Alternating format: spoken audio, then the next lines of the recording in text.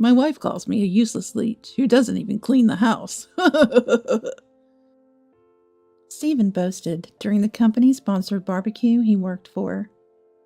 There I was, his wife, attending alongside him, only to find Stephen continually putting me down in front of everyone. He lamented how worthless I was, and how he envied the wives of other men. Hearing Stephen's words, I felt the piercing cold stares of his colleagues. The look in their eyes was incredibly painful, deeply wounding my spirit. But today was different. I was no longer going to stay silent. But I gathered my courage and finally spoke up, revealing Stephen's true nature to his astonished co-workers and the confused women among them. However, the person most shocked was the CEO. My name is Harper, a 32-year-old who works at a boutique. I actually wanted to continue working at the company I joined right after graduating from college. I liked the work at the company, but the stress from everything else was unbearable. About 3 years after joining, I finally submitted my resignation before it was too late. Then I worked in various supermarkets and bookstores until I found my place at a boutique. Starting to work there, my life began to shift in a positive direction. Being a fan of collecting trinkets, working at a boutique felt almost like heaven. I had better workplace relationships than at any previous job, making every day enjoyable. A few months after starting at the boutique, as I got used to the job and began focusing more on my personal life, I faced a concern. It was the fact that I was not only unmarried, but didn't even have a boyfriend. Suddenly, I realized all my friends were either married or in relationships. I thought it might be time to consider marriage. However, with a female-only workplace and indoor hobbies, I had no chance to meet someone. I envied the couples I saw. I wanted to meet a wonderful man and have a happy life too. That thought kept running through my mind. Then one day, my life reached a turning point. As usual, a friend visited the store as a customer, which started it all. The store was empty, so we chatted and got on the topic of love. I took a chance and shared my lack of encounters with men, and to my surprise, she offered to set up a party. She was single too, but not interested in marriage as much as me. However, she had many connections and offered to set it up for me. On the day of the party, I met a wonderful man, Stephen, and we ended up getting married. Stephen worked for a major corporation, providing both financial and emotional stability. He was kind to me, who wasn't used to much male attention, and always put me first during our relationship. This might have been the happiness I was longing for. I felt more and more of that thought. So when Stephen proposed, I was genuinely happy. Becoming a housewife after marriage, I tried my best to make Stephen comfortable at home. I cooked his favorite meals and kept the house clean. You made my favorite, huh? Yeah, eat a lot. Seeing his smile became my purpose in life. He would spend all weekend with me and even help with the chores. I thought to myself, what a lucky person I am. The days of worrying about never getting married felt nostalgic. However, a few months into our marriage, Stephen and my life began to tilt in a wrong direction. Contrary to the beginning, Stephen started to neglect me. His attitude worsened, leaving me in distress. Stephen, when will you be home today? I don't know. He used to tell me his arrival time, but now he evaded the question. And when I asked about dinner, he'd say, don't need dinner. Yet, I thought maybe he was just tired or busy with work. Indeed, I had been a full-time employee before, but Stephen worked for a well-known major corporation. His level of busyness was something I could not compare to. Take care. I continued to see him off every morning, but Stephen seemed to find me bothersome. I wonder since when he stopped taking the sandwiches I made or stopped eating the meals I cooked. I had bought recipe books, hoping to make delicious meals for Stephen, now that we were married.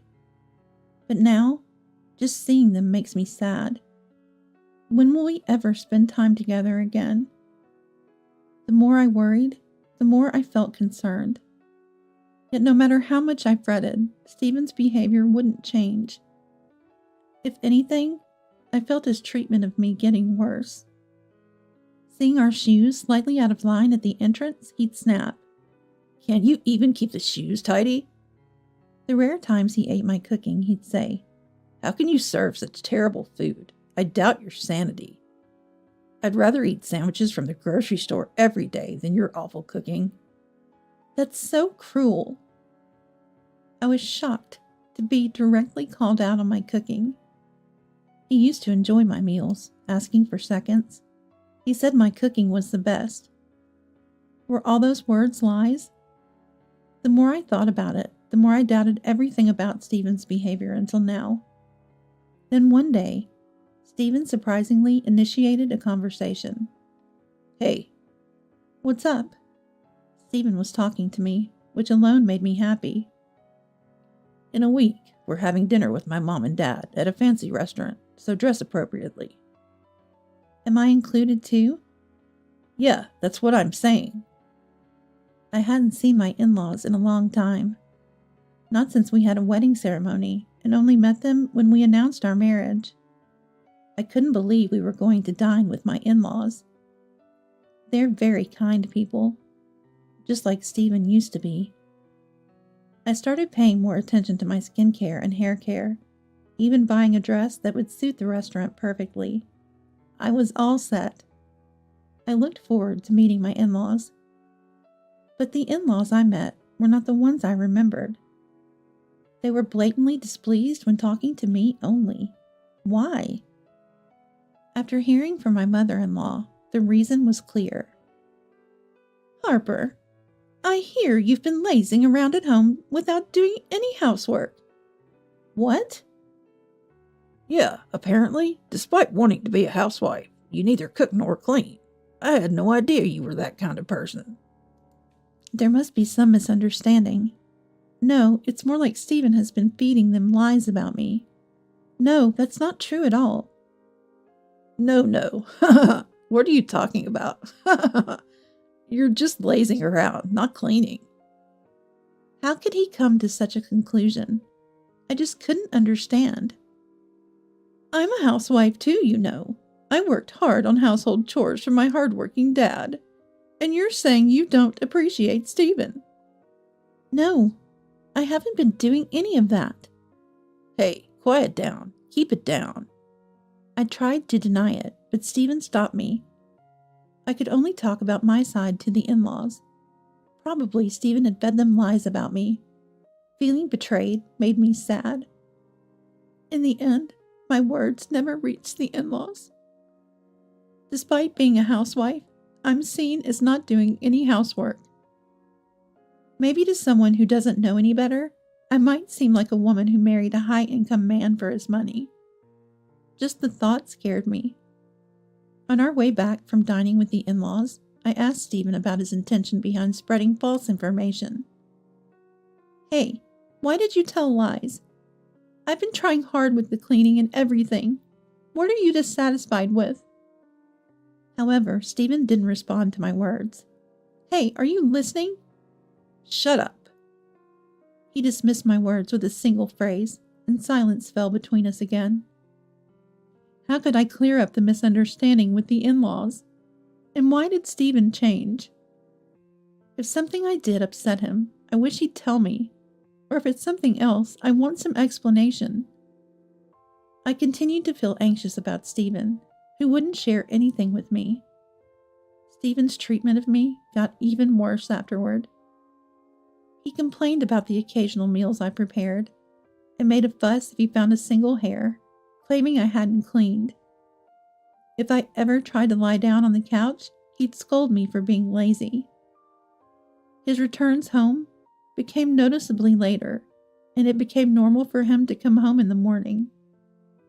Eventually, there were many days he didn't come home at all. Yet I couldn't stand up to Stephen, despite such terrible treatment. Stephen was the marriage partner I had finally found. He might be treating me poorly now, but maybe he'd return to the kind Stephen he was before. Above all, if we divorced, I was sure I'd never marry again. Would I end up living my life alone? Just the thought sent chills down my spine. Even though our marriage was falling apart, I didn't have the courage to let go of the husband figure. However, when Stephen began coming home in the mornings, I noticed something odd. A scent of perfume I didn't recognize wafted from Stephen's suit. Was it a woman's perfume? There was also a faint smell of makeup. Upon closer inspection of the suit, I found a part with red lipstick on it. At that moment, I was certain of his infidelity. In fact, I had suspected Stephen of cheating ever since the late nights and absences from home began to increase. Rather, I had no choice but to suspect it. The frequent late returns and the increasing number of times he was away from home. I understood he was busy with work, but it was all too sudden. But when faced with evidence of the affair, anger surged within me. Was he at his affair partner's place on the nights he didn't come home? I didn't want to let go of Stephen, though I thought that if he was really having an affair, it was a different story. I decided to confront Stephen. Can we talk? I approached Stephen, who was unusually at home on a holiday. There's something important I need to discuss. Stephen didn't take his eyes off the TV, ignoring my words. Are you listening? What is it? Seemingly annoyed, Stephen finally responded after I raised my voice. You're having an affair, aren't you? Huh? An affair? Your suit had lipstick on it, and it smells like women's perfume and fabric softener. All those times you said you were working late were lies, weren't they? Lipstick? I don't know what you're talking about. Stephen's expression seemed to mock me. Was this a deliberate act? If so, I'd press him until he admitted it. You're having an affair, aren't you? Just be honest. Whether I am or not, it's none of your business. No matter how serious I was, Stephen just scoffed. I lost my patience and pressed further. Come on, answer me. Enough is enough. But my feelings didn't reach Stephen. Being annoying. I have my reasons. You're living off the money I earn. You just need to do as I say. With that, Stephen left the house. From this conversation alone, I knew my feelings for him were gone. At the same time, my feelings for Stephen cooled rapidly. Why had I been clinging to Stephen all this time? Being married to such a terrible man was only degrading my mental health. Suddenly empowered, I contacted a certain place. 2 months later, I was attending a barbecue hosted by Stephen's company. It was open to employees and their families, so I was able to join.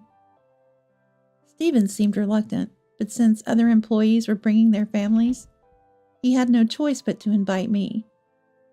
Stephen had also invited his parents, and when we arrived, the in-laws were already helping with the meat preparation. Oh, Stephen and Harper, you came too. She kept nagging about wanting to go. Hearing Stephen's words, the in-laws glared at me. As the barbecue started, people gathered around Stephen. He acts one way at home, but pretends to be a good person outside. It made me even angrier. Yet, even at the barbecue meant for fun, Stephen kept bad-mouthing me. She's really useless. He must be spreading rumors about me at work, too. None of the employees tried to stop Stephen, instead giving me cold stares. People continued to flock around Stephen.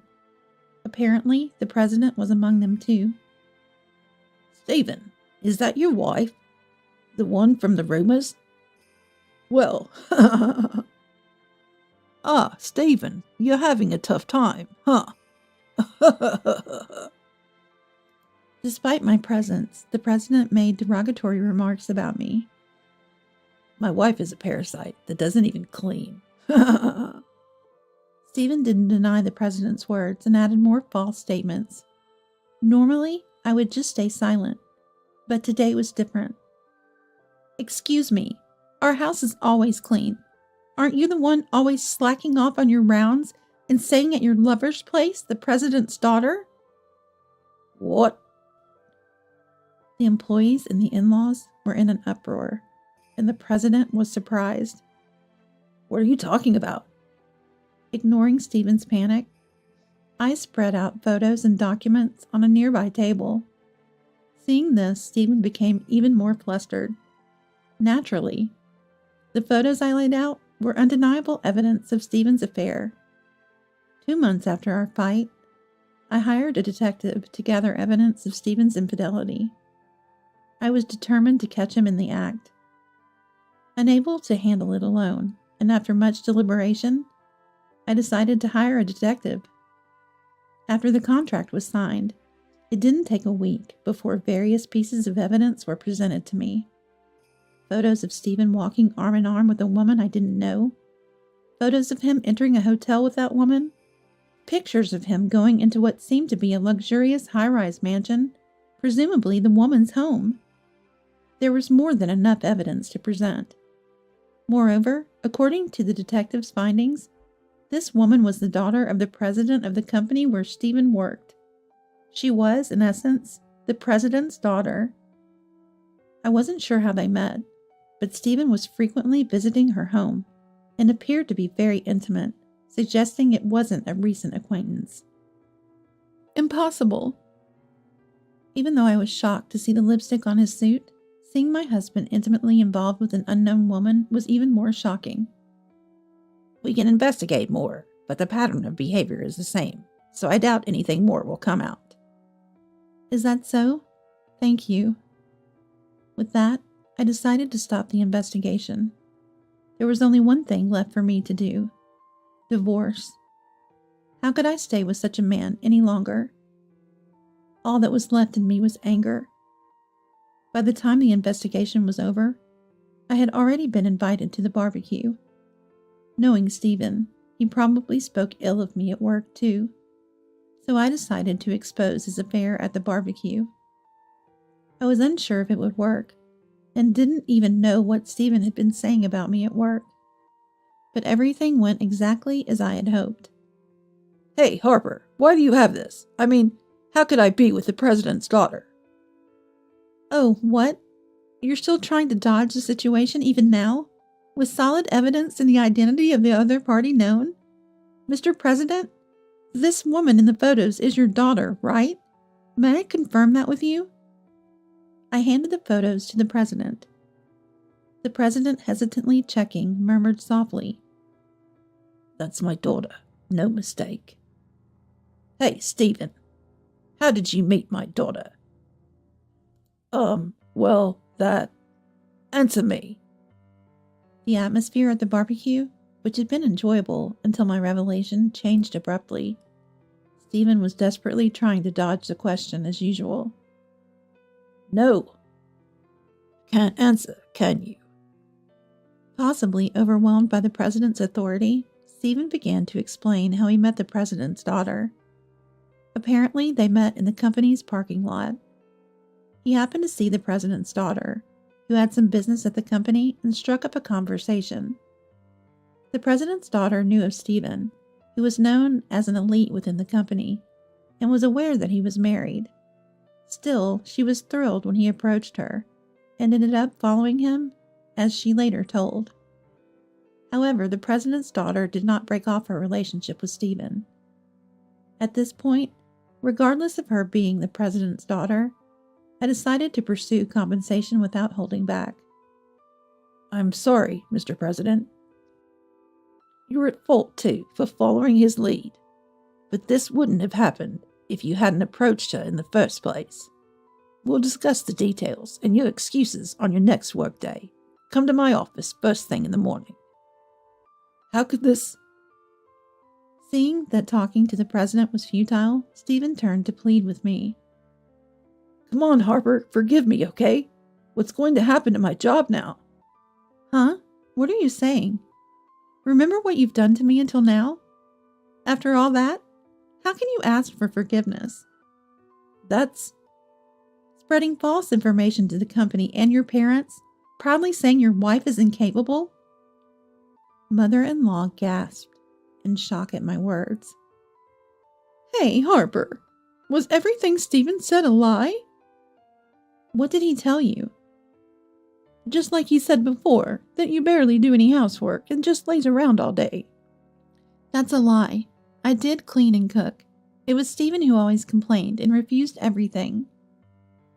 Normally, they would believe my words, but given the circumstances, no one was inclined to trust Stephen anymore. I'm sorry, Harper. I can't believe it was all lies. I'm truly sorry. We believed our son too much. Following the in-laws' apologies, the president and the employees began to apologize one after another. Well, I wasn't going to fully forgive them, but I pretended to accept their apologies to settle the situation. Indeed, I was furious about being ridiculed.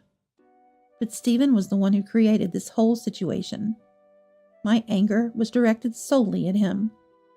I've consulted a lawyer. Let's get divorced. What? Divorce? Why? It's obvious, isn't it? We're getting divorced. Stephen looked dejected at my words. However, no one was there to comfort him. The next day, I had brought Stephen to a law firm. The president's daughter was also coming, brought by the president, ensuring a conducive environment for discussion. As everything was prepared, the lawyer proceeded with the discussion in a matter-of-fact manner. Stephen was downcast, and the president's daughter looked shocked and pale. This is... Photos taken by a detective hired by Harper. Why? I suspected Stephen might be having an affair. He'd come home smelling of perfume and with lipstick on his suit. How could I not suspect? Listening, the president nodded beside his daughter. What Harper desires is a divorce from Stephen and compensation from both Stephen and you. Compensation? I didn't do anything wrong. I was just approached. Of course you were. Just because you were approached doesn't mean you had to follow him so easily. You knew he was married, didn't you? She appeared quite young, though her exact age was unclear.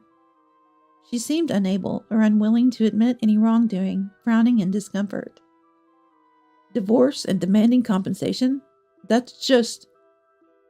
Stephen, how about you consider the situation you're in? If you were truly remorseful, those words wouldn't come out of your mouth. Stephen had no comeback to the president's words. This is my final wish. Divorce and pay the compensation. But... Frustrated with Stephen's repeated buts, I said, if you keep this up, we'll just go to court. Desperate for a divorce, I had even considered taking it to court. Apparently, the mention of court frightened Stephen enough. He agreed to the divorce and the payment of compensation. Then, perhaps realizing she couldn't escape the situation, the president's daughter reluctantly agreed to pay compensation as well. She tried to rely on her father, the president, but was rebuffed with, "Dad's not going to pay for your mistakes. Clean up your own mess. Don't underestimate the real world." Following this, Stephen and I successfully divorced. The compensation was paid in a lump sum by both Stephen and the president's daughter, as I had specified. With that money, I moved to a new apartment. After the divorce, I received apologies again from the president and the in-laws. I was also informed about what happened to Stephen. Apparently, he was fired. His involvement with the president's daughter was one reason angering the president, but the official reason for his dismissal was misconduct. The president's daughter was also made to break off her relationship with Stephen. In fact, she wanted nothing more to do with Stephen, leaving him without a wife, the president's daughter as his girlfriend, and his job. Had I not exposed him at the barbecue, Stephen would have continued his affair. The worsening behavior, the spread of false information about me. What would have become of our marriage if it had continued? The mere thought sends shivers down my spine. Now, living comfortably in my new apartment, with the compensation money, I enjoy a very comfortable life every day. I don't have to be mindful of anyone and can focus solely on myself. I wish I had asked for a divorce sooner, but Stephen probably wouldn't have acted without the exposure at the barbecue. Either way, waiting turned out to be the best course of action. Currently, I work at a nearby variety store. Being surrounded by things I love brings me great joy. I truly wish to live a life not swayed by anyone else, walking my own path from here on out.